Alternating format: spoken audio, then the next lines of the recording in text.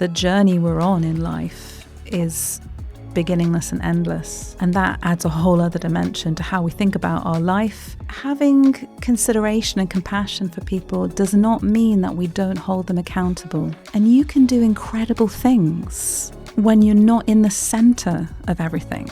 I don't need to wait for something good to happen to me to feel joy.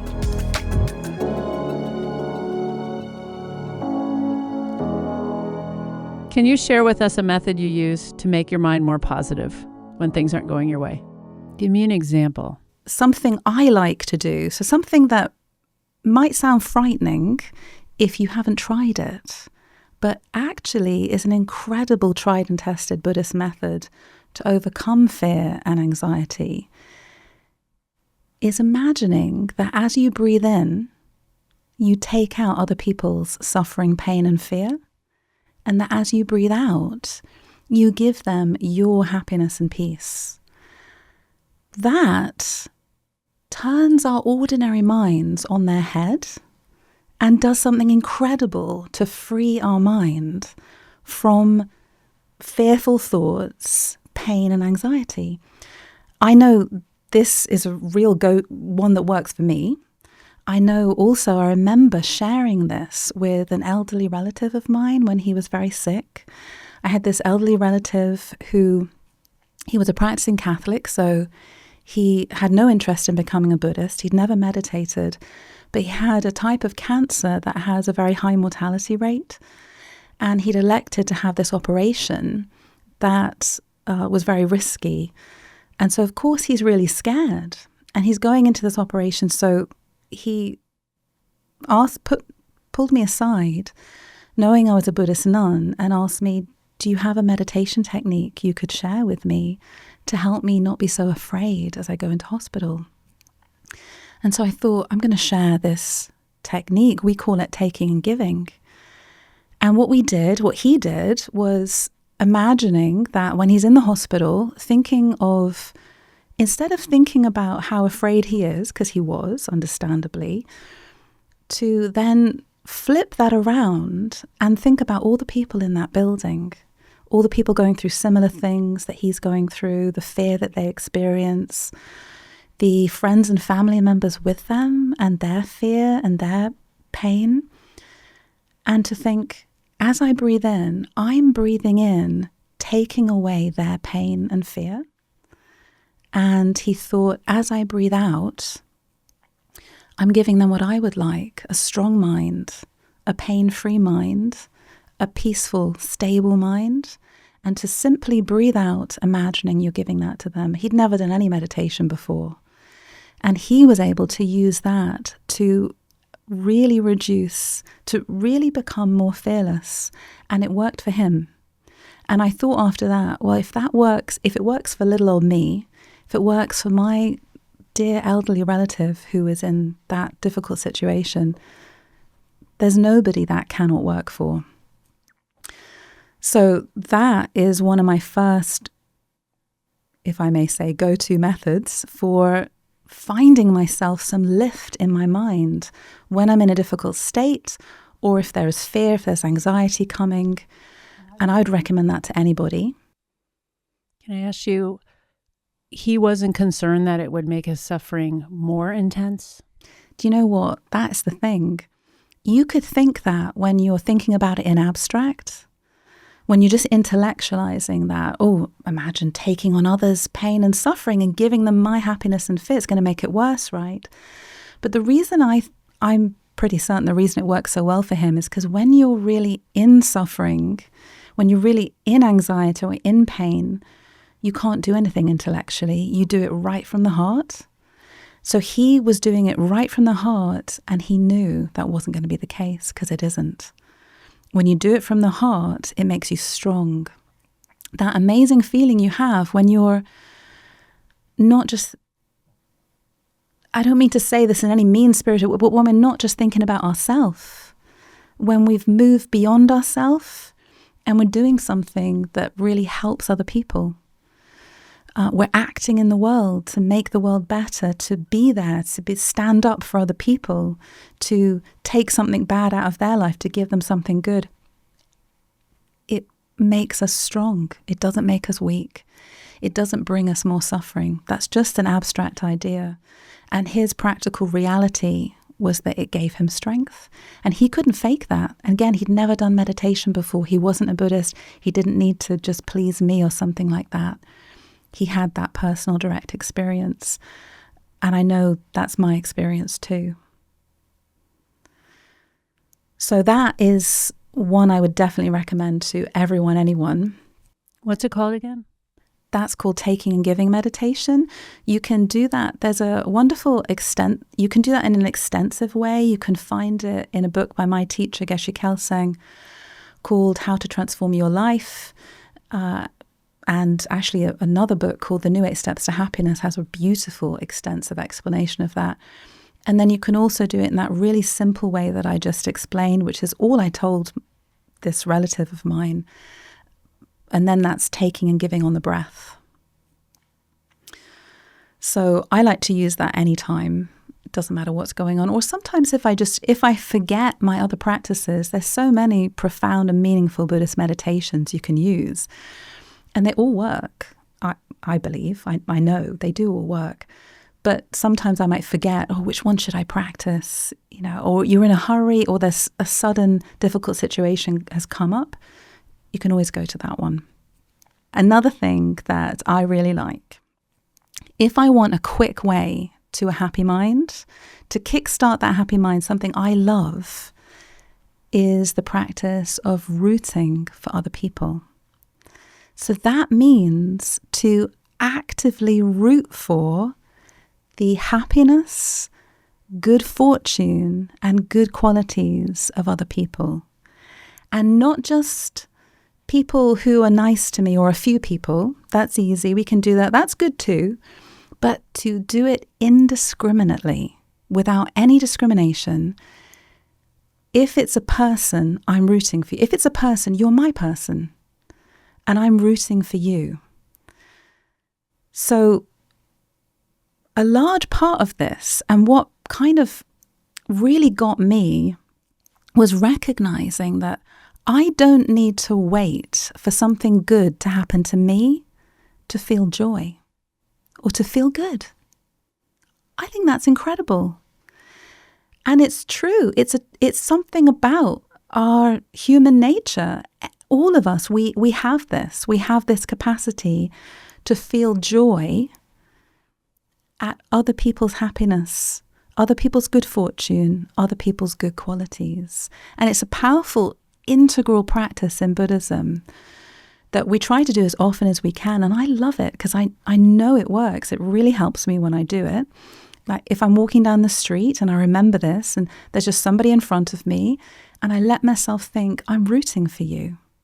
Like I'm cheering on good things happening to them, whether it's happiness, good fortune, or their good qualities growing that will bring everything good into their life.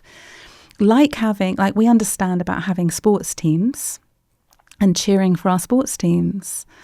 I live in Newcastle, so I have to cheer for Newcastle United. Go Magpies, right?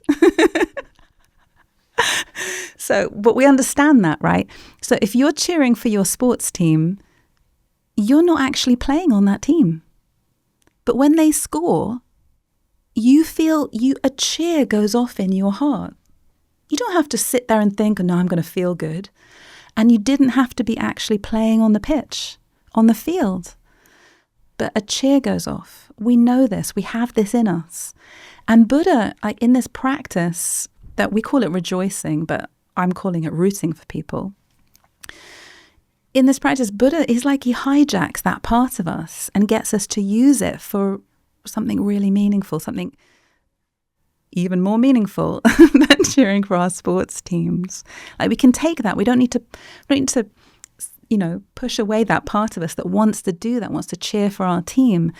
We just decide in Buddhism to designate every person as part of our team, as our team, our person. You're a person, you're my person. Or, not to sound trite, but I like to think team living being. It really works. It's fantastic. Team living being. You're a living being. I'm rooting for you. I don't have to think, what kind of living being, what have you done for me? I don't know those players on the pitch either, on the field, but I'm rooting for them. So I see a person, I'm rooting for you. And again, don't have to wait for good things to happen to me, for me to feel joy, to feel good. And it doesn't take much for all of us to recognize that the kind of joy that we feel when we really feel happy for someone, not lip service, but in here, that cheer's gone off, is even nicer, isn't it, than when something good happens to us. And in this practice, we're not saying, I don't want good things to happen to me too, or we're not refusing those. We're just setting that aside. That's a separate thing. Of course, we can still welcome in any good fortune we have. And it doesn't take anything away from that in us to genuinely root for the happiness and goodness of others. This is part of what we call a bodhisattva's way of life. A bodhisattva is a being on the path to enlightenment inspired by compassion. It's the most essential kind of way of life in Mahayana Buddhism, to practice the bodhisattva's way of life. And a bodhisattva is always taking on this ethic of rooting for the happiness of others. Would a bodhisattva root for the opposing team to the Magpies? What would a bodhisattva do in that situation? Are you trying to get me in trouble with the people of Newcastle? Because I'm not going to do it. I'm not going to no comment. What do you think comment. towards them, though? But this is a really good point, because when we do it with sports teams, we get in all kinds of trouble, don't we? Like the kind of fights that break out, and when our team doesn't win and we feel, all down. But when we're rooting for team living beings, it's not like that. And again, we're doing it without discrimination. You're a person, you're my person. You're my team and I support you. The wholesomeness and goodness of that is far beyond, and the amount it empowers our mind is far beyond that of our sports teams, and it doesn't come with the bad side effects. What about if someone's hurt you? You still root for them? Well, that would be amazing if we could do that. If someone's hurt us and we still root for their happiness, we're doing really well in life. We're going to bring a lot of strength and happiness into our life, a lot of goodness into our life, if we're able to do that. And I'm not saying that's necessarily simple, and that might take some time. If you look in Buddha's teachings, there's a lot of methods to help us turn our mind around and get to the point where we could do that. And when we do, if we do, yes, we absolutely can, and it will make us stronger. And many people, we see the most amazing people in the world who've had terrible things happen to them, who forgive those people and who genuinely love those people. Buddha does teach us how to do that. If someone bullies my kid, for example, how do I not want to harm them? I think you know the answer to that, because if someone bullies your kid, you know that that's somebody else's child. And even though your child might never do this in this life, I think we also know that that could have been our child. And that wishing the best for that person's child who is being a bully is not taking away your sense of protection of your own child and what you will and do and what you're prepared to do to protect and care for your child. They don't have to be two opposing things. And if we actually want everything to become better in our world, we're going to have to help the bully as well as the bullied. And for as long as we're leaving, we have this concept in Buddhism of universal compassion. And that to bring an end to our own suffering and the suffering in the world, we need not just biased compassion. We can do that. Compassion for anyone is a meaningful thing.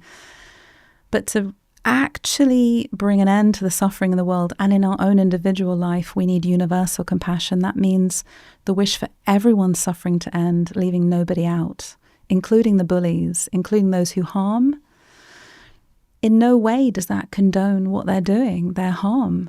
That wouldn't be right, because we also, in Buddhism, we believe in karma. When you act, you experience the effects of that action, that they come back to you. And if you care about someone, you would never wish them to create suffering upon themselves. Like if your child was bullying someone, you wouldn't say, oh, it doesn't matter, it's my child, so go ahead, sweetie, go ahead and bully them. If you love your child, of course, you think that's awful, and you act in a way to help them understand and prevent them from behaving like that, because that will bring suffering into their life as well as into the lives of others. So we pay that forward to everyone. It sounds great in theory, but how could we actually do something like that? Because the instinct is to retaliate or have a strong word with them, but it's probably coming from anger. So how can we have these boundaries and have compassion and also hold someone accountable or give a consequence? Yeah. Our having consideration and compassion for people does not mean that we don't hold them accountable. If someone cares about me, I want them to hold me accountable for my actions. And if I'm behaving badly, I want them to stand up to me and tell me that and try and prevent me from doing that. So if I care about someone else, I want to do likewise for them. One thing that helps us to do that is taking ourselves out of the middle of it. Because when I'm thinking, oh, this is about me, this is about my child, or how I feel about this, or my reaction, everything gets very confusing. And my ordinary minds take over. My self-grasping mind gets strong. That means my self-absorbed mind gets strong. That means my frustration, my anger, very confusing and uncontrolled minds. If I can manage to take myself out of the middle of it, and then I'm just looking, this is people. This is a situation of people here. And each person wishes to be happy and free from suffering. Each person in this situation deserves to be happy and free from suffering just as much as I do. And when I try and take myself out of the middle of it and just think about others, I know that might sound, well, how do you do that? But we absolutely can. I think we know what that means. Every now and again, we get a fleeting moment of, it's not all about me. Do you know, someone just before we started this was talking about non-player characters. What? In computer games, being the non-player character. That means like a bit part in a movie. You're not the central figure. And it's all right to be that in life. To be the walk-in role or the non-player character. It's actually amazing. And you can do incredible things when you're not in the center of everything. You can see things. We get to see things with a lot more wisdom, a lot more calm. And to have and we get to do great things. It doesn't make us small. It makes us able to actually do extraordinary things. But to have a bit more clarity of mind to realize, oh, you matter too. What would be helpful for you? And to be able to potentially, just one step at a time, have a mind that could say a difficult thing to somebody without hating them, without rejecting them. Just like a mother for a child, when you're loving your child, sometimes you have to say difficult things and things they don't want to hear. Like, that is my life. Right. And you say those things not because you hate your child, but because you love them. And when you're remembering to make it about them. In theory, this is all sounds great. But when you remember it's about them, surely does that make it easier for you to say hard things without being angry? I think it's really tricky because we get so triggered that it's really tricky to find that balance between having compassion and saying something with a mind that's under control as opposed to being angry and just upset and yelling at your kid or flying off the handle or yelling at anybody. I think it's really, really hard. And then how do we know the difference? Because on one hand, we'll let ourselves off the hook and justify the way we just treated someone. And maybe we could even say, oh no, I was being wrathful, or no, that was a teachable moment for you. This is coming from a place of compassion. I'm trying to help you. And at the end of the day, it's just not true. And we were angry and yelled at someone because we couldn't control our mind. So how do you know the difference? So what do you do to not do that? What do you actually do? Because you know the difference from when you're acting out of frustration and you've got yourself in the middle of that where you're talking to your child, and when you don't and it's really coming from love. Sometimes it's after the fact, like retrospectively, it's like, oh, the way I just communicated, there was definitely anger. And usually you feel kind of hungover if you get really angry. It doesn't feel good. Like, it's exhausting, in fact. So I feel like retroactively, it's easy to detect, like, oh, I actually was angry when I said those words. And then you have to immediately clean it up and apologize and make it right, if that's what's most appropriate. In the moment, I think it comes down to your training. Like if you're training your mind, then you can catch yourself and intervene before you actually get angry. But otherwise, it will be, honestly, like retroactively, like, oh, I made a mistake. But that's good. It's just information. Yeah. And I don't know about you, but I think learning retroactively is great. We don't need to give ourselves a hard time that we always need to be perfect in the moment. As long as we learn. We don't keep making the same mistake and then afterwards realize it. Like, at some point, we have to be able to pull it off. Yeah. Even then, though, we will keep making mistakes. Of course. Some things are really hard, like not having an unpeaceful, uncontrolled mind when someone doesn't like us, something difficult is happening, or we have to face a difficult situation and speak up for ourselves or somebody else. It's difficult in the moment not to have an unpeaceful, uncontrolled mind, and it's going to take many attempts at that to wear that down. There's wonderful tools in Buddhism, but like you're pointing out, we have to apply them and we have to get familiar with them. We have to get a lot of practice in on those for them to start having an effect in the moment. But each time we do mess up and have a difficult mind or not respond well, we do get a genuine chance to learn after the fact and to think, how could I do differently? What is the tool from Buddhist teachings that would work there that I didn't apply, or I didn't apply skillfully enough? And how can I do that again tomorrow? A phrase I like to use is to think, whatever I experience is an appearance to my mind arising from my karma.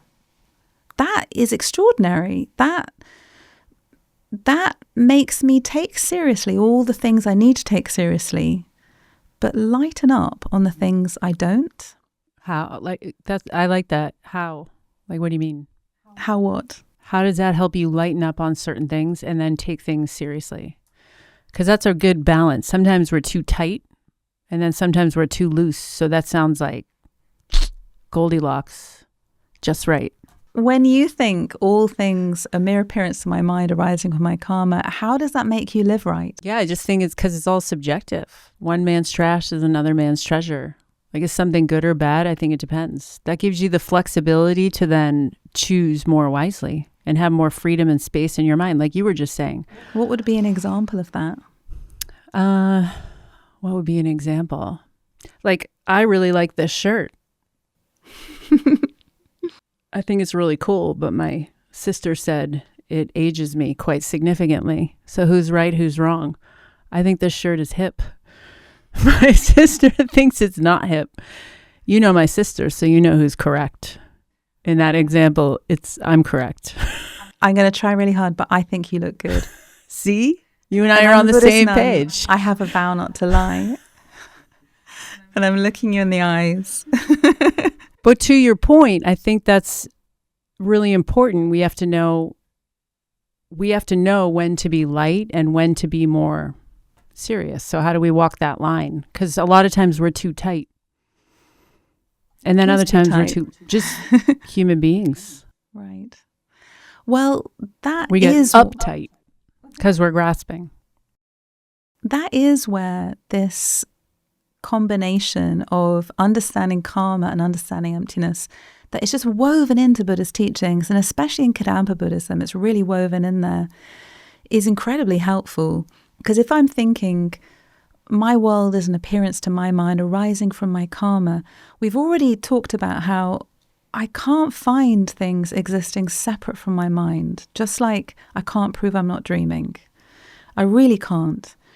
And Buddha's saying all phenomena are an appearance to my mind, not other than my mind.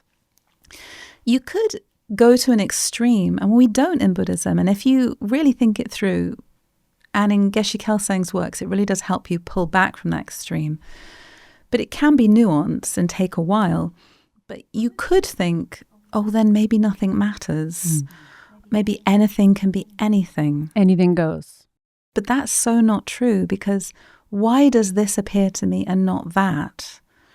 That's my karma.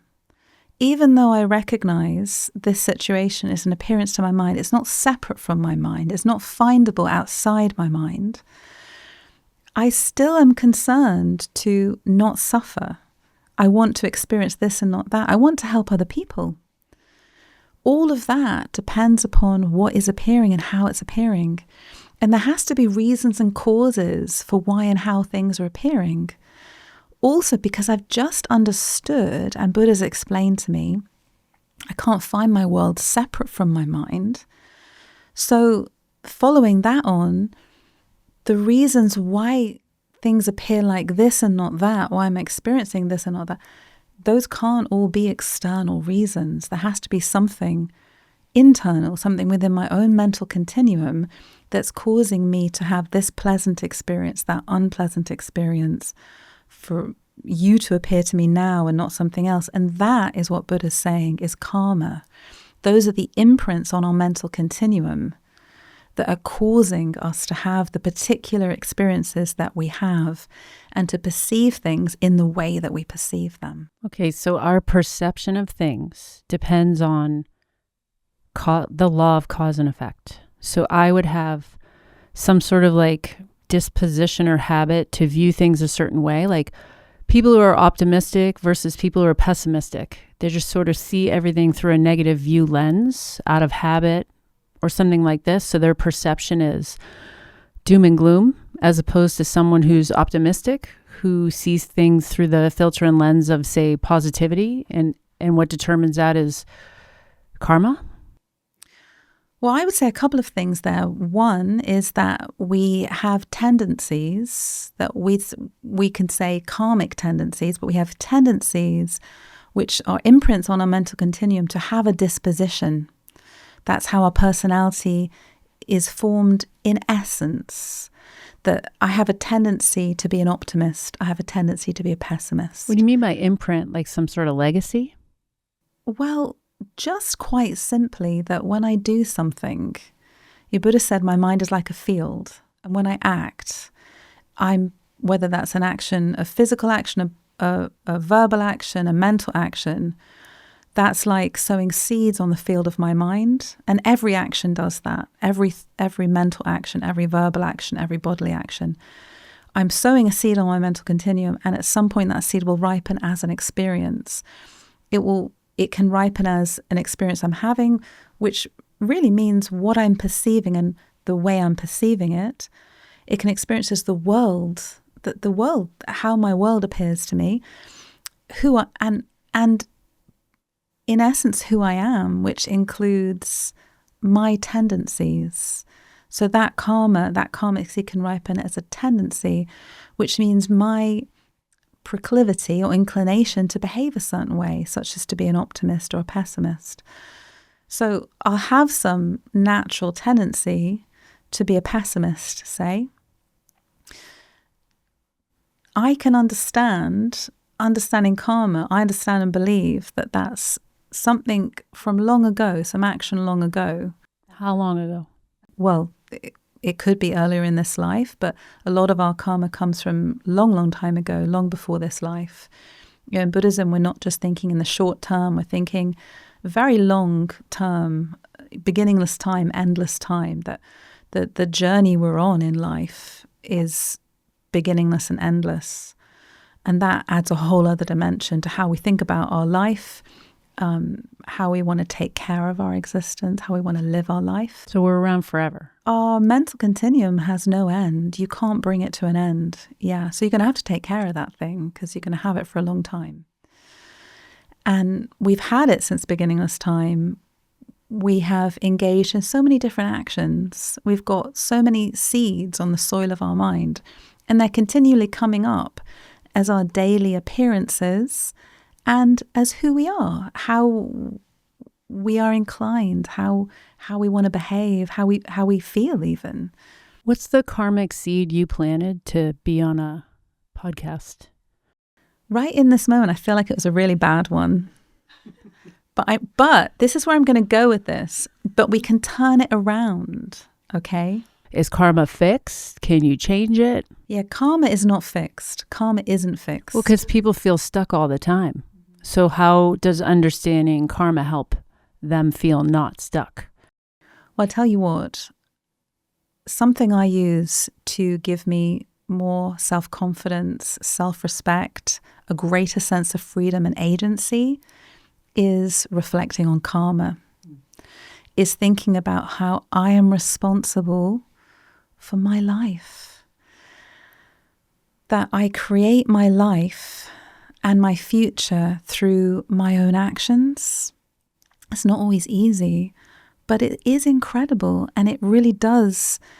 I do find that enormously freeing. There's something very active, very hope-filled in that. I can't, other people, they might do this, they might do that, they might behave this way or that way towards me. I can't necessarily change that. Of course, I try and stop people behaving badly, all of that. But at the end of the day, I am creating my future through how I live my life. That's the law of karma. Karma means actions. And it refers to my actions, the imprints they place on my mental continuum, and all the experiences I have and who I am and who I'm becoming. And living in accordance, trying to live in accordance with the law of karma gives incredible sense of agency and self-confidence. It helps me to have integrity with how I behave. Because, for example, it doesn't make any difference whether you see me lie, cheat, or steal as to the effect that's going to have on me, who I am, my existence, where I'll be in the future. What matters is my action and the nature and quality of my action. And if I do something good, it doesn't make it any better that you see me do that. You see me be generous. You see me be patient. You see me, whatever it is, doesn't make any difference. It's just as good when nobody sees me do it. But life is unfair. So what's the point? Yeah, life is unfair. Life is unfair. Life is unfair, and that's called samsara. Samsara means uncontrolled life. It means suffering life. It means the cycle of uncontrolled death and rebirth or contaminated life. And in Buddhism, nobody's saying samsara is fair. It's not a place we want to stay. It's not the nature of goodness. That is the nature of suffering, and that is something we want to bring an end to. How do we bring an end to it? We do bring an end to it by understanding our own agency within the law of karma. But stuff just happens, like bad stuff happens to us. So how can I have agency in the face of suffering? That's not a simple point or a simple answer. I think, first of all, we want to get to grips with recognizing, and nobody has to do this, that we don't push this on anybody else. We just practice this ourselves in Buddhism, and it helps me. And if someone else wants to practice it, they're completely welcome to, or to contemplate and understand it. But when I think about my experience as my karma, I feel much more free in the first place. This is going to help me when I'm in a difficult situation. It's going to help me. I'm not feeling like I'm a victim of somebody. I don't want to feel that way. That doesn't feel good to me. It's empowering. Exactly. I feel more empowered. It makes me think, what do I want to do to redirect my future. It makes me feel liberated from what other people are doing. Can you say that again? Redirect. Say that again about redirecting your future. When I'm in a situation and I recognize this is my karma, this is an appearance to my mind arising from my karma, my actions created this, and I can redirect my future by changing my actions, and I'm the only one who can do it. It takes out any sense of, just for me, I'm not putting this on anyone else, but for me, it takes out any sense of being the victim of somebody else. I feel a sense of personal agency, and I want to create a new world. I want to create a new future. I want to redirect my future. And Buddha's explained to me how I can. And that is all coming from within an understanding, personal, practical understanding of karma, actions and effects. That through my own actions, I'm going to be creating my life and my future. And how do I want to live? Who do I want to be? And I have some choice in that. I don't have every choice because I'm just a regular person with an ordinary mind, and some choices are really difficult. But through using Buddha's teachings, I can learn to change my mind, to grow my mind, to control my mind, to give myself more choices and more mental freedom, which will give me more freedom with how I act in the world, which is acting upon myself as well, and how I am redirecting my future to somewhere, to someone I want to be, to a world I want to live in, to the experiences that I want to have, or frankly, all the way to enlightenment. This is the whole path to enlightenment. So how do you flip the script? Because that's what you're saying. It's like change the narrative so that your perception is like, is something good or bad? You're saying it depends. If I'm experiencing suffering, I could say I am experiencing the ripening of negative karma. That's not a good thing. I'm experiencing the ripening of negative karma. I can't change that right now because that's ripened. And that wasn't I. This person in this moment didn't actually do that. That was someone long ago. It's still you, though. It's a previous self. Okay. It's a previous self. So that previous person previously in my continuum did that, not the person of now. That's done and dusted, and I'm experiencing that effect now. Are you like, thanks a lot? Previous Norden, well done. I'm thinking it's better that I did that than someone else. Oh, that's interesting. And I'm thinking that does give me power and agency to choose where I'm going next. Mm-hmm. Not make the same mistake? Yeah, and I don't want to spend my life at the mercy of other people and blaming other people and blaming other things. I've tried that. It didn't make me feel good. It didn't help. It didn't give me more energy to live well. It just made everything feel worse. And when I choose, and no one else has to choose this, but when I choose to think, my experience is my karma. I don't deserve to suffer. Nobody deserves to suffer. That's not a thing. It all comes from karma. Negative karma, bad actions come from an uncontrolled mind, come from confusion, not from bad people. There are no bad people. But my experience is my karma. So it makes me really care about what is the karma I'm creating? How am I going to, I can do differently. I don't need to feel the victim of anyone else. I don't need to blame other people. I can just let go of all that stuff and move forwards. Where do I want to go from here? And as you're pointing out, I can learn something from that situation. I can't change something that's already happened. It's happened. But in one sense, I can cause positive karma to ripen on it by changing how I'm referring to it.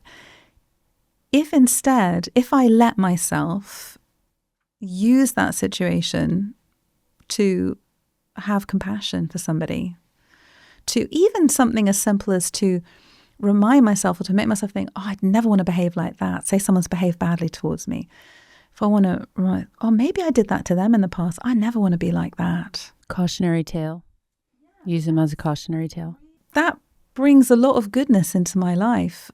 those lessons to me are some of the best lessons I've ever had, of someone very kindly showing me how I don't want to be. All right, well, let me ask you this. Like, I feel like a lot of times we're never in the correct time zone. We're either rehashing the past or anticipating, strategizing, planning the future.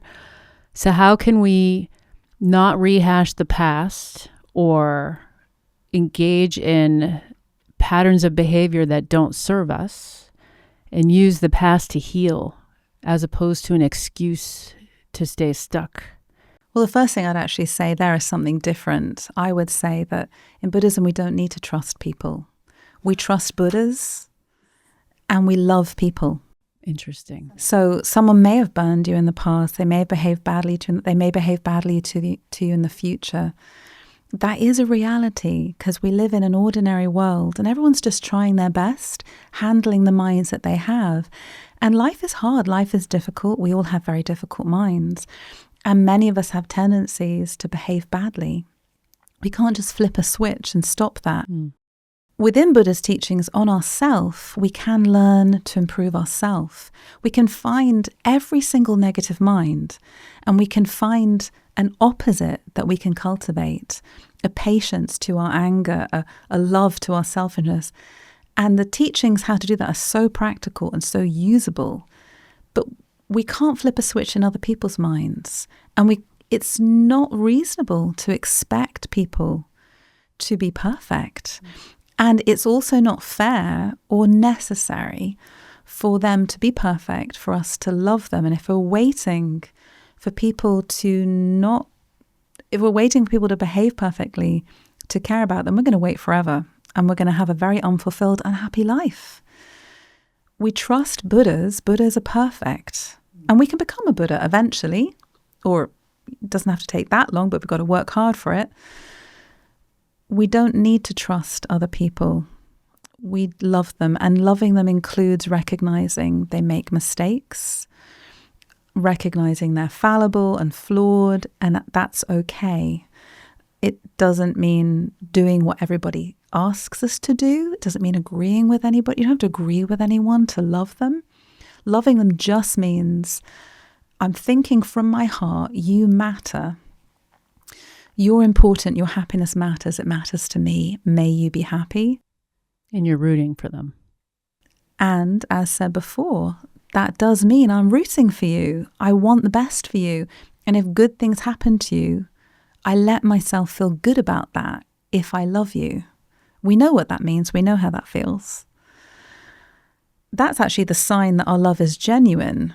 And it's not just lip service or something else, that when something good does happen to someone, or someone does have a good quality, they display it, like their love, their kindness, their goodness, we feel good. When someone else is praised, we feel good, like, yeah, get in. May you have more of that. That again, that cheer goes off in our heart. What does that do karmically? Oh, karmically, that's amazing. How? When you feel good about the happiness or good fortune or good qualities of someone else, think about, it's not hard for us to recognize how good that really feels. And if you look at that, how pure-heartedly, like the high quality of good feeling that gives us, that's going to tell you, I think we can take that as a correct indicator of the quality of the karma that creates for goodness in our future. And in Buddhism, we believe that when you act, any action we can think of it as a pathway that's taking us somewhere. So, and where it's taking you is found in the nature of the action that's starting that pathway. And if you look in the nature of the action, that mental action of that mind that's thinking, good for you that you got that promotion, or good for you that you're experiencing that happiness, or that you have that good quality of compassion or wisdom or something in your life. The future that will create is an expansion of the nature of that. And if you just let yourself imagine, if that thought that I just had became a world, would I want to live in it? And when I think of that thought, when I think I'm rooting for you, and when I feel genuinely good for someone, And I think if that became a world, abso-blinkingly I'd want to live in that world. If I think of other thoughts I might have, like thinking, oh, I didn't get it, but you did, and I feel bad. If that thought became a world, no way would I want to live in that. And with our thoughts, we create our world. We can't find our world separate from our mind. That's another examination we can do. And understanding karma, we understand in a really deep sense. Our thoughts bring our actions bring our world. I like to, there's, at the time of Buddha created a diagram called the Wheel of Life. And this is a depiction of samsara. Samsara means ordinary life, suffering life, ordinary world. And it's depicted as a wheel that just keeps turning. We keep recreating suffering and experiencing suffering. And in it contains all the different causes and factors. It's amazing. And that wheel is held within the jaws of the metaphorical Lord of Death. And one little tiny aspect of that that's easy to overlook is in one of his hands, he's holding a mirror. And that mirror is called the mirror of karma, or the mirror of actions. And I love to remember that mirror, because at the end of this life, you can't fake the karma you created. Again, someone might have missed your negative actions. They might have thought that you didn't steal and cheat and lie, or they might have, not seen your intentions or missed the good things that you did. So you never get away with it. You don't get away with anything. Your karma just is what it is. And the mirror of karma is always reflecting back to you authentically, exactly as it is. So you can wait till death to see all your actions reflected back in the mirror of karma, because that's all you're going to take with you. You're not going to take any possessions and people and status with you. You're just going to take your karma. Buddha said our karma is our only belonging, is our karma. Or you can also think of it now. I like to think of it now as I'm walking around. There's the mirror of the Lord of Death, or the mirror of karma. And whatever it looks like to anyone else, what's the truth of my action? What did I really do, and why did I do that? Why did I say that to you? Was it because I wanted you to like me, which is very ordinary? It's not terrible, but it's ordinary. Or did I say that because there was wisdom encouraging me to say that. There was kindness. I wanted to speak generously. What was honestly in my heart? What authentically was that action? And that allows me to live with that integrity and authenticity. That makes me feel good about my life. Are you talking about intentionality? Like intention? I just know that when I remember karma, it helps me live with integrity, and it helps me feel better about who I am and how I'm living my life. It helps me live to a higher standard, to raise myself up, even little old me who's not very good at any of these things. It gives me a pathway to improve myself and to improve my genuine self-respect and self-esteem that's not fake, puffed up, but from learning how to live well and do good. And I don't need anyone else's approval or anyone else to notice for that to be the case. It enables me just to live with integrity. Why should I take the high road when no one else is on it? You don't have to do anything you don't want to do.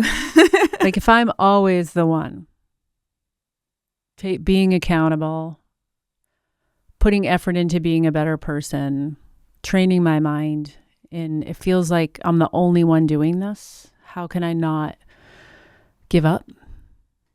I can understand that. And we know that when we live with integrity, we feel better. I'm just trying my best to do these things, and I feel really lucky that I met Buddha's teachings and my teacher Geshe Kelsang, who explains them to me so clearly that it gives me a chance to have the option of responding with compassion when people behave negatively towards me. It gives me the option to do good things when around me people might not be, or even doing bad things. And I tell you, I want to take that option. I'm not always going to get it right. I'm just learning and growing. But those teachings show us how any of us, wherever we're starting out at, whatever strong bad habits we might have, however despondent we might start out feeling, we can start doing that. And when we start doing that, it feels, honest to goodness, really good. And I know it's bringing goodness into my life, and I want to keep living that way. And I challenge anybody to practice that and not want to keep going. And you can say in abstract, oh, you're being taken advantage of. Why should I take the high road when you're not? It's not like that. We're not being taken advantage of because we're choosing. It's my choice. You're not making me respond with compassion. You're not making me choose to do the right thing when it might be easier for me to do the wrong thing. I'm choosing that because I'm reflecting on how that's right. It is in accordance with the law of karma. It is going to make the world a better place. It is bringing goodness into my life. It is going to move me along the spiritual path, which I want. I don't want to just stay ordinary forever. I don't want to stay suffering forever. I don't want to stay existing in and creating an ordinary suffering world forever. I want to do something different. I want to move out of that and help create something better. And those teachings are showing me how I, whoever I am, can do that.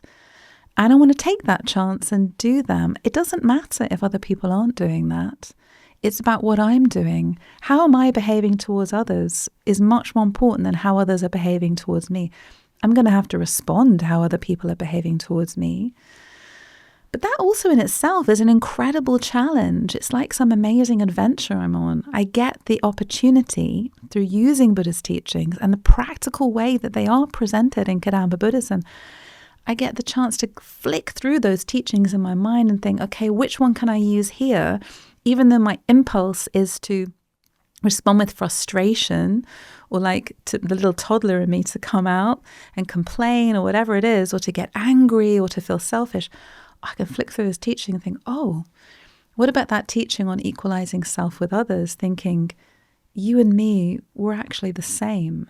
Your happiness matters like mine does. Or thinking about the law of karma, my actions come back on me. My actions create my future. Thinking about the self I normally see does not exist. Stop grasping at myself so strongly.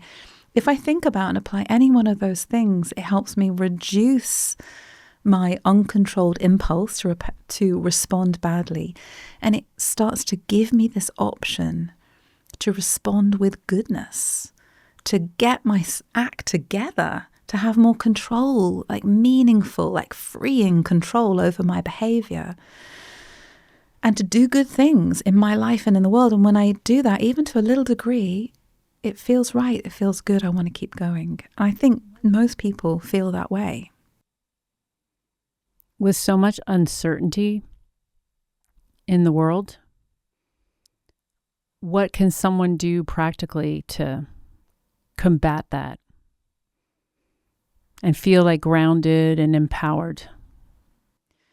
In thinking about the uncertainty in the world, for us in Buddhism, it's no surprise that things are uncertain, that there's suffering arising.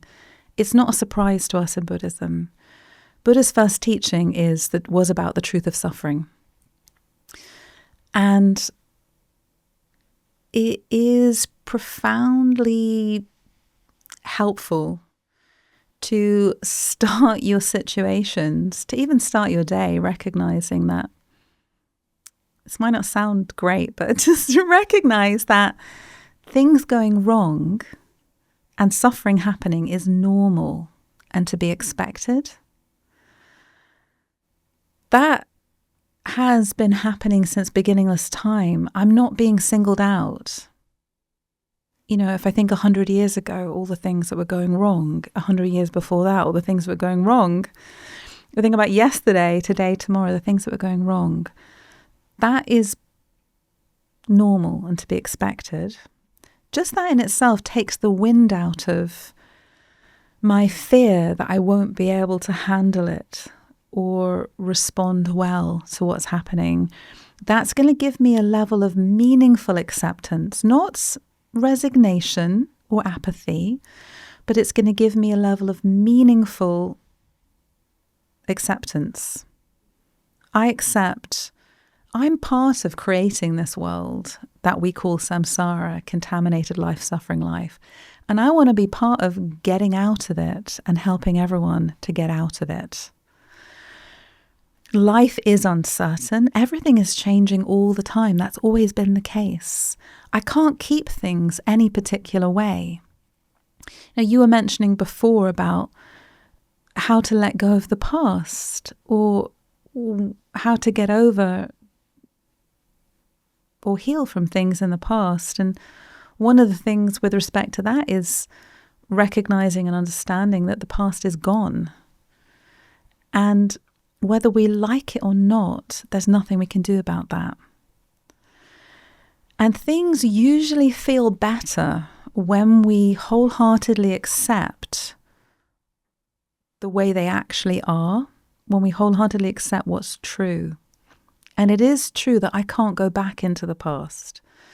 That past can inform me, it can teach me how to respond and act better in the future. I can feel deeply grateful for the things I've experienced and for other people and what they've done. But there's no one who can go back into the past. That has gone. I have to use that past to teach me love for others, compassion for others, renunciation for samsara, for ordinary suffering life and an ordinary suffering mind, and decide to shape and create a better future. So resiliency comes to mind. How can we instill this habit of like wholeheartedly accepting? So there's no resistance. I mean, that's tough. No resistance. I wholeheartedly accept this person as who and how they are with no resistance. And they're, well, awful. How are we supposed to do that? Undermining, rude, have their own agenda. I'm supposed to wholeheartedly accept. Like, how are we supposed to, honestly, how are we supposed to do that? It's a tall order. Like you were saying, we wake up in the morning and weirdly, we just expect everything to go the way it's supposed to, despite this avalanche of evidence to the contrary, which includes the day before because things didn't work out. So where's that expectation coming from, and how can we build this muscle in our mind to wholeheartedly accept? Acceptance is one of those things that is so necessary for our happiness and well-being, and that is quite far away from us. Some of us, actually some people have a lot more acceptance. I encounter people and I'm really humbled and appreciative of seeing their level of acceptance. However, acceptance is so important, and its development will have such a big effect on the quality of our life and our peace and our ability to move through the world and do good things without being overwhelmed and frustrated. It's worth spending the time practicing. It's worth spending the time just giving it a go. I tell myself, you just got to give it a go. And it doesn't matter how many times I mess it up, how many times I fail at it. Doesn't matter. I just got to give it a go. So I'm telling myself, so something happens I don't like. I have to, go to that dentist. I have to face illness in my family.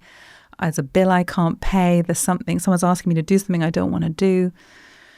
These things are hard. We try to practice saying, I accept this is my reality. We live in an ordinary world. Things are always, or more common than not, things are not going to go the way that we wanted them to. Accepting them is not saying, I approve of this. It's not saying I'm not going to do anything about it. It's saying I accept wholeheartedly This is my situation. This is the hand of cards I've been dealt. I can't play someone else's hand. This is the hand I have. All right, what am I going to do with it? Okay, this hand, my loved one is in trouble. What am I going to do? I can't have someone else's hand. It's already happened. What am I going to do with it? Okay, I can play the hand of being a good friend, creating incredible karma by being a good friend. I can play the hand of being generous and kind. I can play the hand of increasing my compassion. I can play the hand of learning to love more unconditionally. I can play the hand of increasing my wisdom. What if you don't like the hand you've been dealt? What are you supposed to do then? The thing is, you might think, when should I fold my hand? When should I run away? And that's all very well and good. But we are actually, the hand we have is the hand of cards that we have. And I hate to say it, but you are going to have to play that hand. That can include deciding I'm not going to do something. Like, I'm not going to engage with this person. I'm going to walk away from this situation. That is one way of playing your hand. But acceptance really means accepting this is what I have to work with. This is the life. This is the moment in time I find myself in.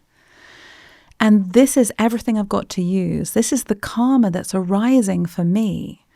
And when I stop thinking, oh, it shouldn't be like this, it should be like that, or I want someone else's, then I get a chance to actually see, well, what in the world can I do with this? And then some peace and calm comes back into my mind. Some resilience starts to grow, or just the space comes back into my mind.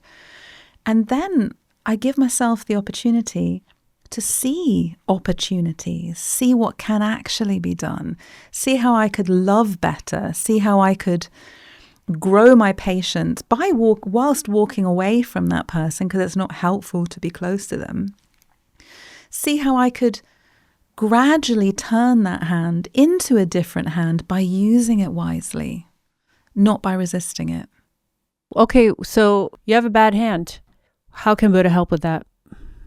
Because oftentimes people go to meditation centers and look for religion or some sort of spiritual path. Usually it's because they're suffering or they have a couple of bad cards in their hand. How can Buddha help with that? One thing that was really important for me is realizing that I can ask for help. That, I don't know, maybe I thought I just had to do it all by myself. Like if I need to lift my mind, if I have a negative mind, or if my meditation's not going well. Oh, I got to do it by myself. But in Buddhism, we believe in asking for help. So I'll ask Buddha for help. And Buddhas help us appearing in our life in so many different ways. One thing that Buddhas help us with is this practice called requesting and receiving blessings. Blessings means inspiration. But what is really going on is that a Buddha's mind pervades space. A Buddha's body and mind are the same nature. So that means that a Buddha's mind or quality of infinite peace, really profound, powerful love, compassion, wisdom, fearlessness, joy, all of that is everywhere and is with me. And what makes a huge difference and is an essential Buddhist practice is learning to tap into that, learning to receive more of that by asking for help, by requesting and receiving blessings. So I can do that by making prayers, or I can do that just by opening my heart to it. I need to be an active participant in improving myself, making things better, in lifting my mind. So an analogy my teacher, Geshe Kelsang, gives for this is of being in a room with the shutters closed. And it's dark in that room. The sun is still shining outside, but the light's not getting in the room because I've closed the shutters. I'm still experiencing some help. It's still relatively warm, and I'm eating crops that were grown by the sun. but how much more help I'm going to receive if I open the shutters and let all the light flood in. So in the same way, if I open my heart, if I turn on a mind of faith, just open my heart to Buddha's help, I get so much more help flooding into my life. In receiving help in my experiences and interactions and what I can learn in my everyday life, the lessons I can learn, the spiritual lessons, and in this ability to transform my mind. Blessings literally means to transform the mind from bad to good or from unhappy to happy. Like if I try to, this is how I learned to use blessings, like doing it as a personal experiment, trying to go from a miserable mind to a positive mind just by myself, or trying to meditate with an ordinary mind. I know what that's like, and just pushing and trying. And then just do an experiment. Try again. Even if you don't believe in this, just give it a shot and see if something happens. Try again and ask Buddha to help you, just in a sense of opening your heart, which is faith, just opening your heart to Buddha's help. Buddha, help me lift my mind in this meditation. Buddha, help me turn my mind from selfish to compassionate, from confused to wise, from distracted to focused. And just allow yourself to let the help in. Whatever that means, try your meditation and then see how you feel differently at the end. And I know from experience and so many other people doing the same, that for me, there was a very clear difference between the quality of my ability to change my mind or to have a good meditation, just to feel all right. And that was enough for me to want to do it again and to want to do it again. And now I don't want to meditate without requesting and receiving blessings, because life is too short, better to use the help and just to know I don't need to do everything by myself. Is the first time weird though? Like the first time you ever, you're like, Buddha help. And then how do you know it was Buddha, or that you in the end pulled through for yourself? Buddha helps everyone. Okay. Buddha helps everyone without discrimination. It doesn't make any difference who you are. Buddha's going to help you. When we're working to become a Buddha, when we're working to move ourselves along the spiritual path, we're working to have a mind that cares for everyone without discrimination. It doesn't mean we don't take seriously how people act. Like Buddha is recognizing when I'm behaving well, not behaving well, when I have a positive mind and negative mind. And Buddha's trying to hold me up and help me do better. But that doesn't mean Buddha's judging me, and Buddha would never reject me or turn me away. And that applies to everyone and anyone. Anyone, you can be a Buddhist or not consider yourself a Buddhist. You can still ask Buddha for help, and you will definitely receive it. Thank you so much, Kelsang Norden, for joining us here today on the Modern Buddhism podcast. I really appreciate it.